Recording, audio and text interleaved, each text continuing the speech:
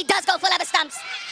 And to give Bangladesh their ওয়ানডেতে শক্তিশালী প্রতিপক্ষ হলেও টি-20 আর টেস্ট ক্রিকেটে বরাবরই নড়বড়ে টিম বাংলাদেশ।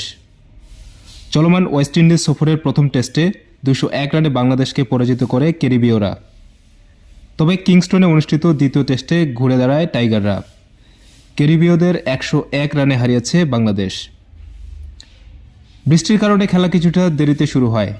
টস জিতে ব্যাটিংয়ের সিদ্ধান্ত নেন অধিনায়ক মেহেদী হাসান মিরাজ। তবে অধিনায়কের সিদ্ধান্তের মর্যাদা রাখতে পারেনি ব্যাটসম্যানরা। উইন্ডিজ বোলারদের তোপে 164 রানেই থামে বাংলাদেশের প্রথম ইনিংস। সাদমান ইসলাম 64 ও মেহেদী হাসান মিরাজ করেন 36 run. Windies bowler Zn seals 5 রানেই তুলে নেন 4 উইকেট। জবাবে ব্যাট করতে নেমে বাংলাদেশি পেসারদের বোলিং তোপে 146 রানেই প্রথম ইনিংস গুটিয়ে যায় ক্যারিবীয়দের। 150 গতিতে বল করা স্পিড স্টার নাহিদ রানা তুলে নেন 61 রানে 5 উইকেট। 18 রানে এগিয়ে থেকে দ্বিতীয় ইনিংসে ব্যাটিংয়ে নামে বাংলাদেশ। জাকের আলী অনিকের 91 রানের উপর ভর করে 268 রানে থামে দ্বিতীয় ইনিংস। 287 রানের লক্ষ্যে দ্বিতীয় ইনিংসে ব্যাট করতে নামে ক্যারিবীয়রা।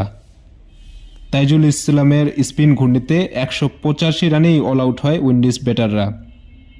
বাংলাদেশ জয় পায় 101 রানে।